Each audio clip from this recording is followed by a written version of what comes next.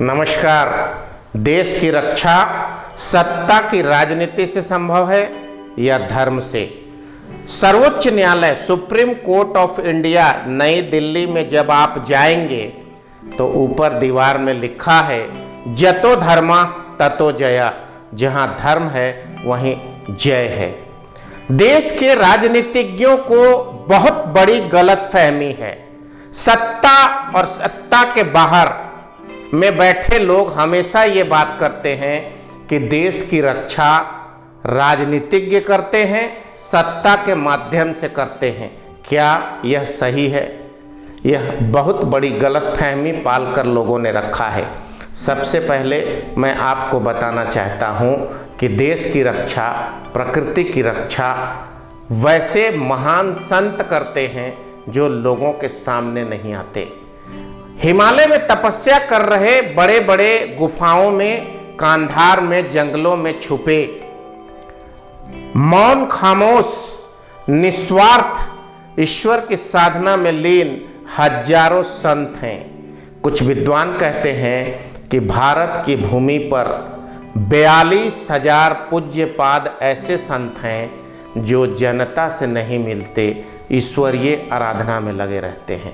यह एक विषय है। दूसरा, यह बात जानना जरूरी है कि धर्म हमारे जीवन में सही मार्ग दिखाता है, लोगों की रक्षा करता है। मैं समझता हूँ सुप्रीम कोर्ट में लिखी ये बात जतो धर्मा ततो जया किसी राजनीति से प्रभावित नहीं है। आखिर सुप्रीम कोर्ट ऑफ इंडिया के दीवार पर मोटे मोटे अक्षरों में यह बात क्यों लिखी गई कि जतो धर्मा ततो दया जया? आखिर इसके पीछे कोई तथ्य तो होगा। सुप्रीम कोर्ट का तो राजनीति से दूर दूर तक कोई वास्ता नहीं है। फिर यह बात किस बात की ओर इशारा करता है, क्या संकेत करता है? मुझे बातचीत के क्रम में एक राजनीतिक मित्र ने कहा कि सत्ता में रहोगे तभी देश की रक्षा होगी। महात्मा गांधी ऐसी कौन से सत्ता में थे? मैं तो नहीं समझता कि महात्मा गांधी कभी कोई चुनाव लड़े या किसी सत्ता में थे। वो एक आम कार्यकर्ता थे। एक छोटा सा नारा इतना अधिक प्रभावी बना कि पूरी दुनिया के मानचित्र पर महात्मा गांधी छा गए। वो नारा था करो या मरो, डू या डाई, डू और डाई। अंग्रेजों भारत छोड़ो, ये दो नारा, करो या मरो, डू और डाई अंग्रेजी में उन्होंने कहा। अंग्रेजों भारत छोड़ो, ये 3 शब्द का नारा अंग्रेजों को भारत छोड़ने पर मजबूर कर दिया। सत्ता केवल सेवा का एक माध्यम है और सेवा धर्म करने का एक माध्यम है। यह बहुत बड़ा सवाल है और इस पर प्रश्नवाचक चिन्ह है कि देश में सत्ता में बैठे और सत्ता या विपक्ष कहीं भी राजनीति की कुर्सी पर काबिज नेताओं के ऊपर सबसे अधिक उंगली उठती है। क्या वो सच्चे हृदय से राजनीति को धर्म मानकर सेवा करते हैं? बिल्कुल नहीं। राजनीति अब ऐसे स्तर पर पहुंच गई है जहां चाटुकारी की पराकाष्ठा है। जो जितना बड़ा चाटुकार और चमचा होगा वह बड़े नेताजी का उतना ही प्रिय पात्र होगा। बड़े नेताजी की कृपा जिस पर होगी उसको टिकट और सत्ता प्राप्त होगा और सत्ता प्राप्त करने के बाद उद्देश्य एकमात्र है ज़्यादा से ज़्यादा धन कमाना, अपने बड़े नेताजी को धन के माध्यम से, चमचागिरी के माध्यम से, लालच और लोलुपता के माध्यम से प्रसन्न करना। सत्ता का दृष्टिकोण अब बदल गया है। मैंने किसी को नहीं देखा आज तक अपने 25 साल के सामाजिक और राजनीतिक जीवन में जो राजनीति को पूर्ण सेवा मानकर करता है, क्योंकि पूर्ण सेवा करने के लिए राजनीति करनी जरूरी नहीं है।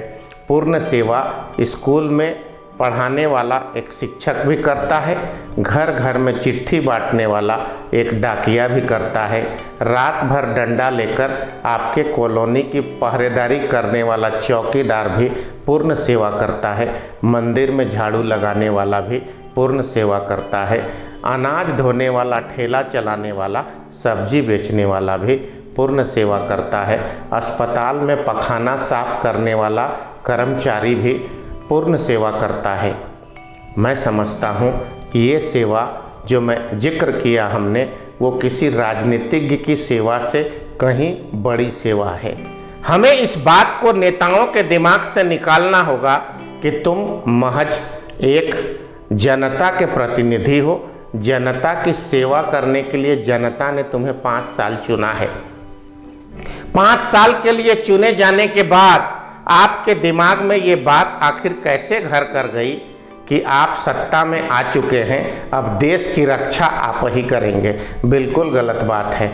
आप देश की रक्षा की बात तो छोड़ दीजिए, आप जिस दायित्व पे विधायक, सांसद, मंत्री, पार्षद जिस भी पद के लिए चुने गए हैं, उस पद पर बैठकर ईमानदारी से उसकी सेवा करिए। उसके लोलुपता में मत रहिए, ऐश्वर्या और ऐशो आराम के चक्कर में न पड़िए। ज़्यादातर स्थिति ये है कि कोई नेता उस पद को प्राप्त करने के बाद दिग्भ्रमित हो जाता है, दिशाहीन हो जाता है और उसकी चमक बढ़ जाती है। आज मैं सिर्फ इतना कहना चाहता हूँ कि राजनीति सेवा का एक माध्यम है, सेवा धर्म कमाने का एक माध्यम है, लेकिन इस सेवा के माध्यम से धर्म करने वाले राजनीतिज्ञों की अगर गिनती की जाए तो 1% से कम होगी।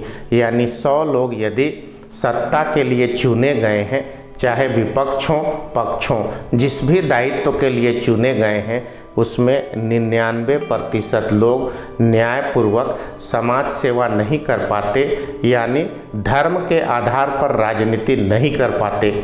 उनमें से केवल 1% लोग सेवा कर पाते हैं। मैं बेहिचक ये बात कह सकता हूँ कि राष्ट्र सेवा में लगे बहुत सारे राजनीतिज्ञों को देखता हूँ तो बिरले ही ऐसे नज़र आते हैं जिनमें सेवा की भावना कूट कूट कर भरी हुई है। इस बात को जनप्रतिनिधि और उनके सहायक, उनके राजनीतिक कार्यकर्ता अपने दिमाग से निकाल दें कि राष्ट्र की रक्षा नेता कर रहे हैं, राष्ट्र की रक्षा सत्ता में बैठे हुए मंत्री कर रहे हैं, राष्ट्र की रक्षा विपक्ष में बैठे हुए विपक्ष के नेता और विधायक इत्यादि लोग कर रहे हैं। बिल्कुल गलत है। आप राष्ट्र के एक सेवक हैं, अपनी सेवा को 100% करने का प्रयास करिए। इससे ज़्यादा आपके हाथ में कुछ भी नहीं है। देश की रक्षा भारत की 130 करोड़ जनता, अखबार बेचने वाला, दूध बेचने वाला, पखाना साफ करने वाला, ठेला चलाने वाला, सड़क निर्माण में पत्थर तोड़ने वाला मजदूर, रेलवे का गार्ड, रेलवे की सफाई करने वाला कर्मचारी, अस्पताल में सारी बीमारियों को दिमाग में किनारे रख कर उसकी सेवा करने वाला कर्मचारी, नाले के गटर में घुसकर नाला साफ करने वाला सफाई कर्मी सच्चा सेवक है। वही सच्चा धर्म निभा रहा है जिससे देश की रक्षा हो रही है। और सबसे अधिक अपने बीवी बच्चों को घर पर रखकर सीमा पर सीना तान के गोली खाने वाला सैनिक, जिसके प्रति जितना भी धन्यवाद ज्ञापित किया जाए वो कम है। उससे बड़ी सेवा कोई राजनेता नहीं कर रहे हैं। सबको अपनी अपनी भूमिका निभानी है।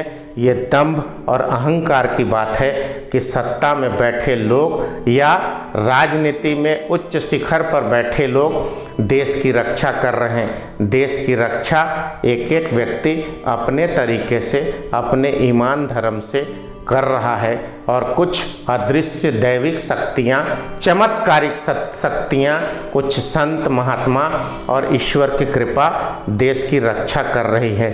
मैं बिंदु भूषण दुबे सृष्टि रक्षा चैनल की ओर से आपसे इजाज़त चाहता हूँ।